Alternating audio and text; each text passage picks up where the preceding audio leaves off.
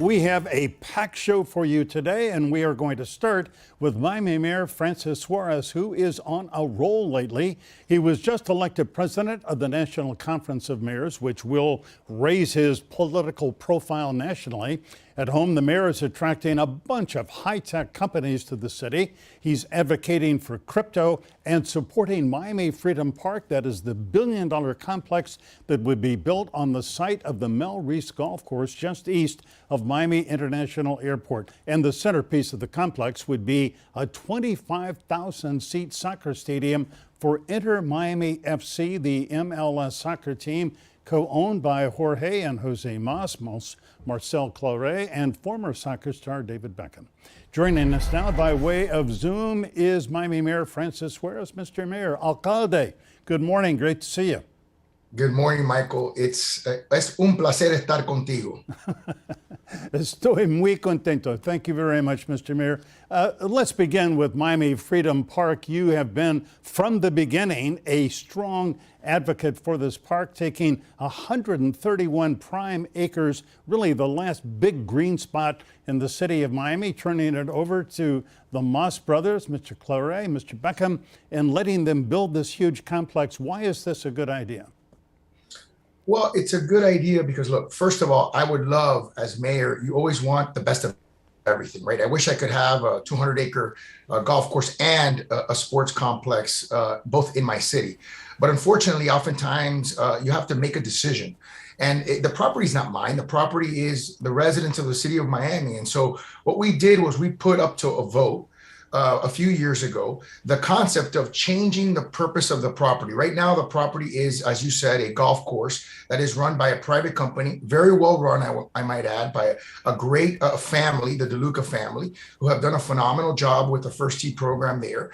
And the idea was, what do the residents of Miami want? What is their vision for the property? Do they want it to remain a golf course? Golf can be a game that is limited in terms of the number of people that play it, the number of accessibility to the park itself, to the city asset. And so, voters overwhelmingly supported the idea of negotiating with this group to bring a soccer team to Miami, number one.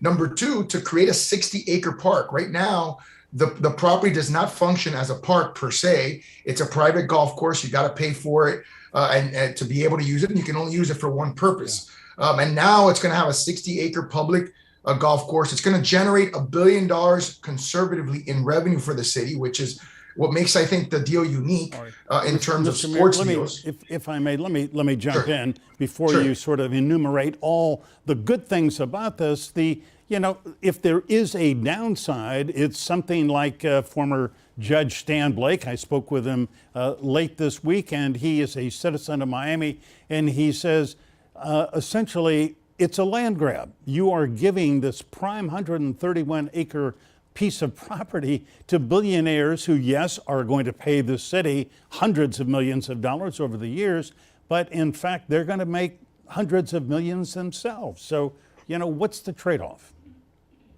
Well, does he play golf? Because usually the people who are upset about the deal are, they're obviously people who play golf at the course. And I can understand if you play golf at the course that you're upset that you're not going to be able to do that any longer. That's completely understandable. But I'll give you an example. In 1997, Miami, the city of Miami, sold another golf course, a 200-acre golf course to Miami Springs for $3 million.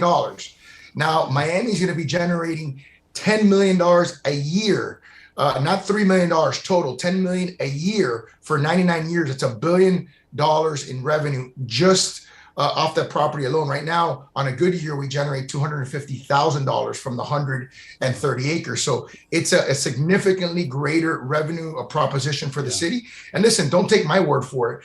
We have, all of the major companies that are appraising this property that have come up with a land value that is a fair market value proposition that we are obviously bound by. So it's not my perspective of what the value is. It's what major appraisers. I understand. All right, let's sort of cut to the chase here. In a couple of weeks, this is going to come before the Miami City Commission.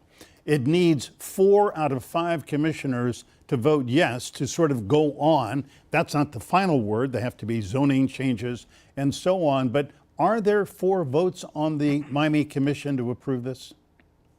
I think there are, and obviously, you always hope that they get to unanimous vote, which is probably unlikely because one of the commissioners has been fairly adamantly against the deal from the inception. Yeah, Manolo But, Reyes. but certainly, whenever we do something, whenever I do something as mayor, my objective always is to try to convince a unanimous set of commissioners as to the idea.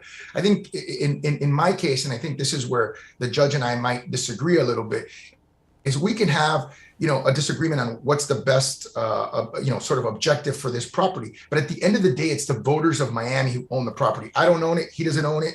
The golfers don't own it. And so for me, I left it to their decision-making authority, which is why, when more than 60% of the residents decided they wanted to go in this direction, that gives me a lot of comfort. That didn't happen in the Marlins deal, which I know people criticize heavily. And that's something that should have happened during that deal. Right. Well, there are no, at this point, taxpayer monies involved in the development. That's correct. The Moss brothers and Mr. Claret, Mr. Beckham have all said, no, we're going to pay for it, rather than what happened with Marlins Park. Mayor Suarez, let's move on. You just were elected president of the National Conference of Mayors. That's a big deal. Congratulations. It's going to raise your profile. And in your acceptance speech, you called on your fellow mayors to sign a crypto compact. What is a crypto compact? Well, as mayors, we're expected to lead. And I think our country has a generational opportunity to lean into innovation. And as you mentioned in sort of the beginning points when you were introducing me, we as a city of Miami have leaned into innovation as a city. And that we hope will create generational prosperity. Income inequality is a huge issue in this country and in our city. And there are different ways to approach it. One of them, obviously, is to approach it from the expense side of the equation, which we always try to do by creating more affordable housing, easier transportation. But the other way is to approach it from the income side. We want to empower people. We want to create high-paying jobs and give people pathways to prosperity. And crypto is on the vanguard of new technology. And I think as countries like China ban crypto mining and ban Bitcoin, that's a great opportunity, a generational opportunity for our country and for our cities, which constitute 85% of the population of America, 91% of the GDP, to lean into a pro-innovation economy to create generational prosperity. Yeah. You have been extraordinarily successful at recruiting high-tech companies to come in. Your pitch has been successful. What do you tell these entrepreneurs who have been in the Silicon Valley or elsewhere, and what have you said to bring them to the city of Miami? The pitch is very simple. The first thing we've said is we appreciate you. A lot of cities across America don't. Famously in San Francisco, you had someone saying F Elon Musk. He replied back, message received, and left to Austin. You had in New York, New York City basically rejected Amazon, which was going to bring 50,000 high-paying jobs to New York. So that's the first thing I tell them. The second thing I tell them is we're going to keep your taxes low.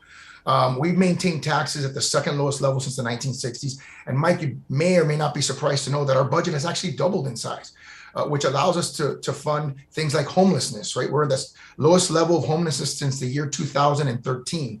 And we're just about to put out a plan to get to functional zero homeless and be one of the first cities in America to be at zero homeless. And the third thing I say is we're going to increase funding for our police officers. We believe in public safety. We are a pro-public safety city.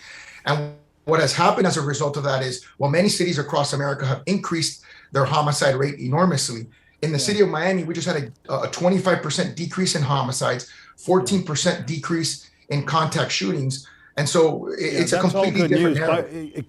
Can I just ask you, Manny Morales is the interim police chief in the city, seems to be doing a good job. Are you satisfied with the job he's doing? I'm extremely happy with the job he's doing. Obviously, one of the number one metrics that I'm looking at is violent crime, right? And when you see murders going down, when he took over, we were at +1, meaning we had one more homicide this year than we had last year. And he took it down to -15 to get to a very, very, very low number of 46. You see cities unfortunately, like Chicago and New York that are over 500. It's really sad to see what's happening across American cities. Yeah.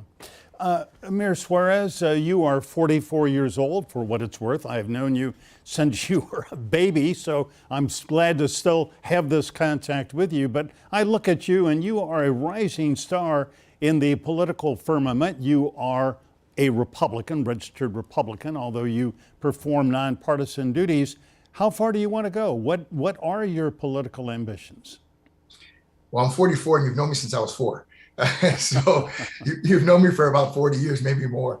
Look, for me, a wise elected official once told me, do the job that you have well, and it will open up doors in the future. And, one of the things I've learned, even from my dad's career, is that there's always opportunities in politics if you want to serve. So right now, what I have before me is being president of the U.S. Conference of Mayors, which is an enormous task of guiding, all of America's cities on a platform that will create generational prosperity. That's something that excites me. That's something that will not be easy because, as you said, I'm a Republican leading a predominantly Democratic organization, and I'm a Republican that leads a predominantly Democrat city where I was reelected by 80%. So I think the challenge is, how do you get beyond the partisan rhetoric? How do you connect with people? And how do you create an agenda that everyone can sort of put their arms around? And then once that happens in a year and a half, I think there's going to be a lot of opportunities to serve at a higher level. And I'll take a look at those and make a decision at that point when it's a little bit more timely. Well, we will certainly follow whatever you decide, Francis Suarez. Great to speak with you. Thank you for your time this morning. Appreciate it. Thank you, Mike.